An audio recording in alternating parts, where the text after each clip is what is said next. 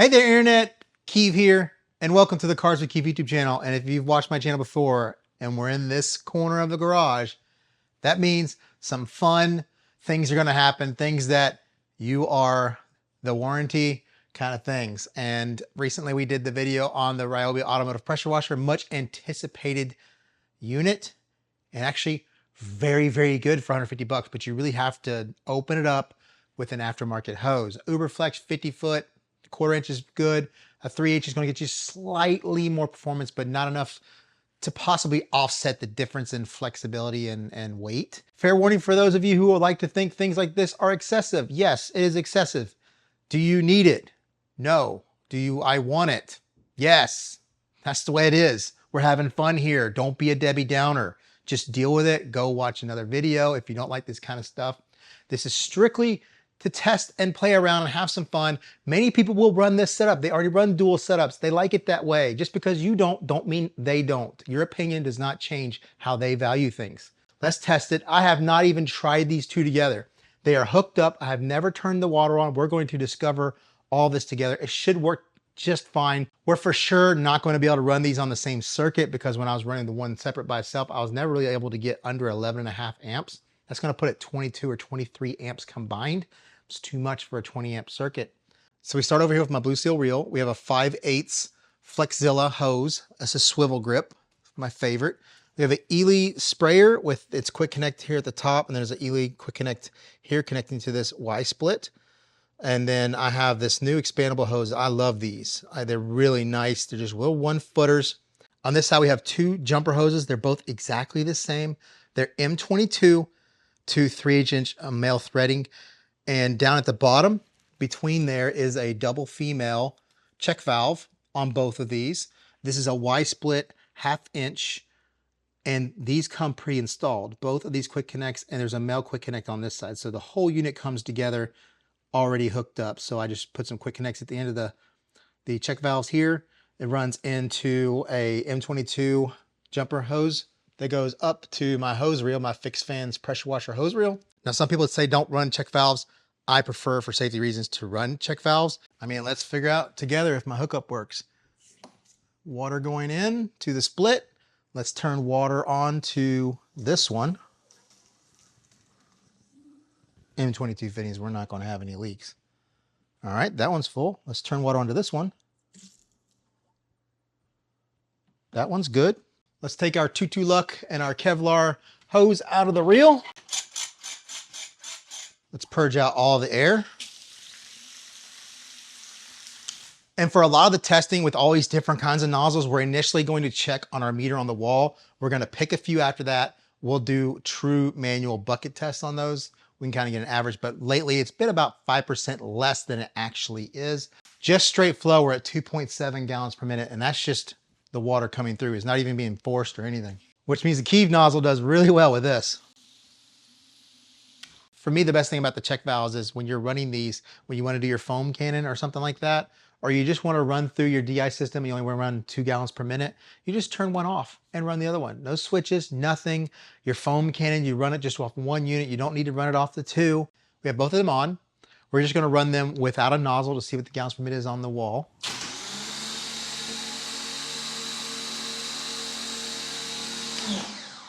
.1 gallons per minute. Just add it without a nozzle. Let's use the Keeve nozzle here. This is the 0.3 millimeter screen. This should get some pretty decent pressure. Wow.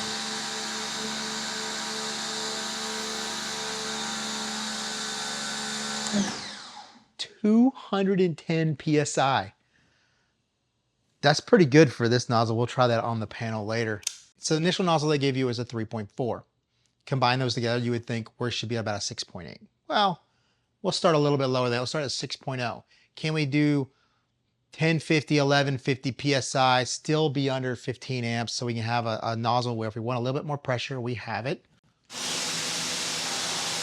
1100 PSI, exactly 14.0 amps. So we probably could go down to a 5.5 or a 5.0 and get the 1200, but I really don't want to go much lower than that. The GPM on that, we're getting 2.95 on the meter, so we're definitely gonna get a little bit more than that, but we're not gonna use this one for the bucket test. Is the 6.5 dead on 950 to 1,000?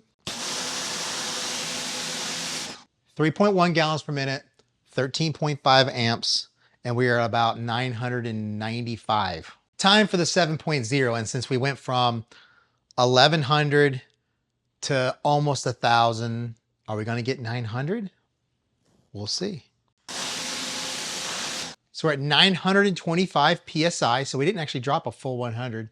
We were at 13.2 amps, and we were at about 3.25 gallons per minute on the wall. So now I have lost my 25 degree and my 40 degree 8.0, but the orange will be just fine. This is an MTM nozzle, so I don't quite know the accuracy yet of these larger nozzles. I try to get 8.5, sold out. We're at 750 PSI, we're 11.7 on the amps, and we're like 3.35, 3.4 on the gallons per minute. Those are pretty solid numbers, 750 at 3.35 on the meter. I think we're gonna be higher than that when we do the bucket test, but at least we're not overstating our numbers. 9.0, 650 PSI, 11.2 amps, and 3.5 gallons per minute. I think for me, based off of what I have here, the 7.0 and the 8.0 is what I would use, depending on what I want. If it's a dirty car on a pre-soak, I might use the 7.0 to get a little bit more pressure. And then on the final rinse, I would definitely use the 8.0. But if I could find a 7.5, then I'd probably just use the 7.5 for both. Sorry, Heidi, but we got some testing to do. So you gotta go outside for a little bit.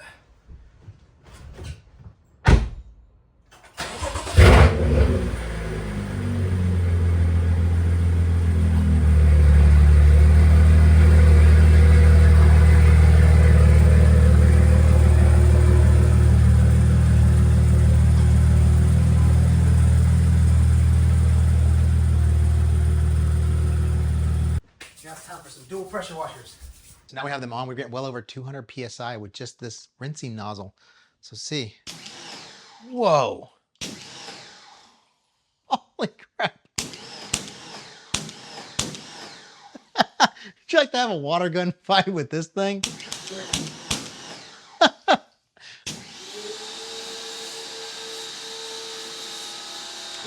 So this is the 6.5. That's going to be that 1100 PSI. Wow. Wow. So if you notice, if I pull the trigger fast enough with this nozzle size, they don't kick on instantly. I can actually get the pop to happen before them, and then when I pull the trigger, they'll ramp in. So the pop relieved, and then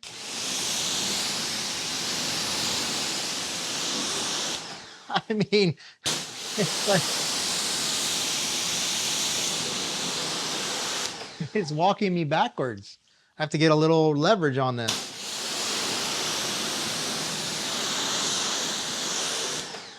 I would be very careful if you're running a wand, because that wand is going to want to walk you pretty bad. It's going to spring back. Now this is the 7.0, and these are 25 degree nozzles, so we're concentrating that pressure a little bit tighter than a 40 degree.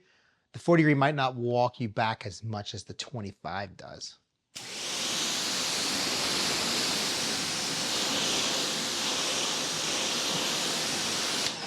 Now, unfortunately, with me losing the other 8.0s, I only have the 15 degree to show. So I can't really have a apples to apples comparison.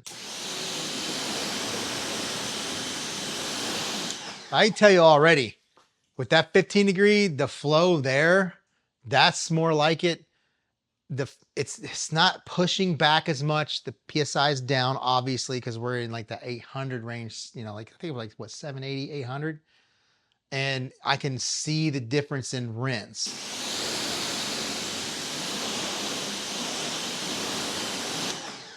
Now we have the 9.0.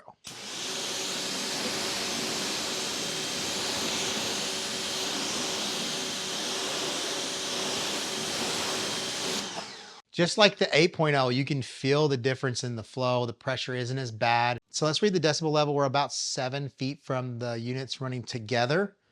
Let me run this out the back so we don't get this noise in here.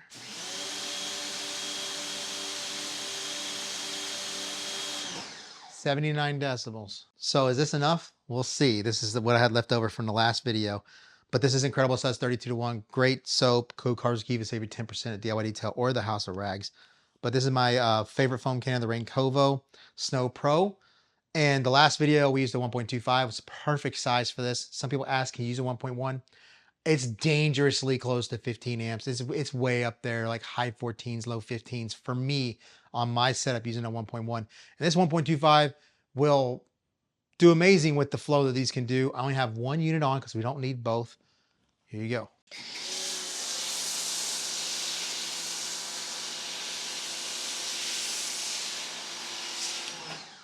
Now we get to see what the rinse off is like, but which nozzle should we choose? Now I'm not gonna do you like that. We'll do two rinsing. We'll do a 7.0 and a 9.0. This is the 7.0. Good God.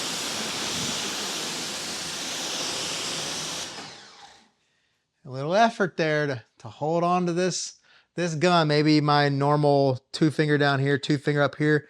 Then you go to a 4-finger grip. Wow, it's a lot of water. So this is the 9.0.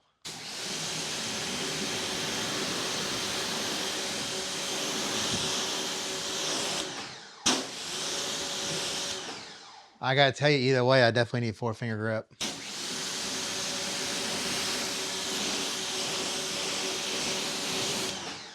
Man, that is a lot of water. This is so fun. This is so fun. So let's have a little bit more fun. How about a 0 degree? 8.0 nozzle. Let's see how well this would do in a water gun fight. Huh.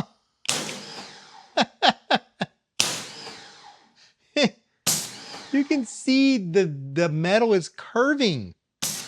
It's hitting so hard. Wow. So the final test is the bucket test because the meter on the wall is not exactly accurate, and I would like to be as accurate as I can be. Obviously, it's not perfect as a human being. There's a stopwatch. So run the stopwatch for a minute. The bucket is tared out to 0 already, so whatever weight's in there is just water weight. We divide that by 8.34. That gets us our gallons per minute. This is going to be a bit rowdy, so bloopers could be good on this one, but we'll see. This is the 7.0. Hold on for dear life.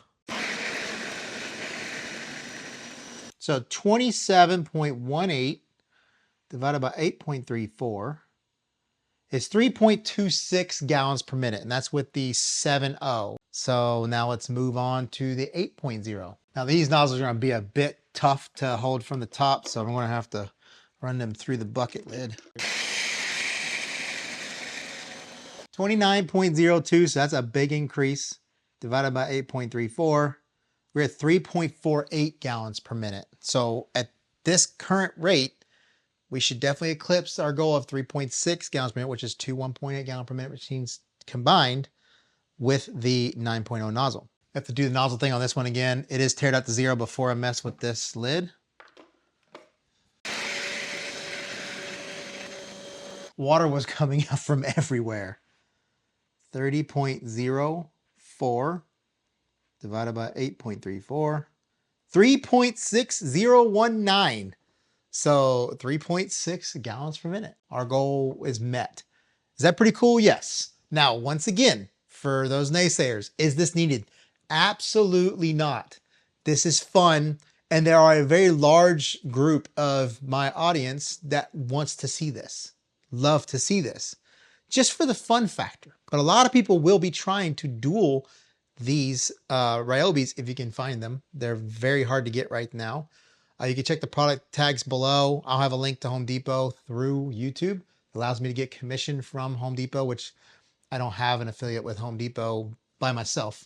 They don't approve people unless they got 1 million subscribers. I got to tell you, I love these. The next video, we're going to try to do the dual active 2.0s.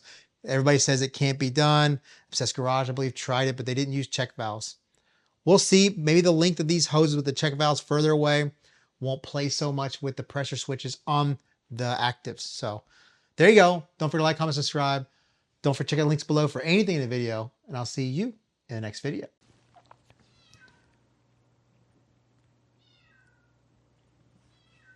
You hear that cat? I can't, it's all day long. I can't go just like 5 seconds to film a video without him just meow, meow.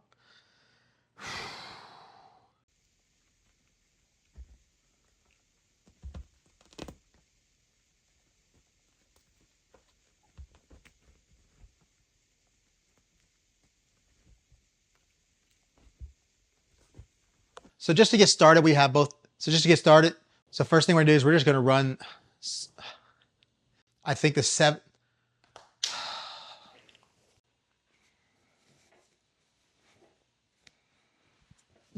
You gotta pay for that kind of show. Man, I'm just giving a show this whole video.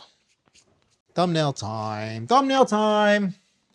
Time to look stupid in front of the camera for a few minutes.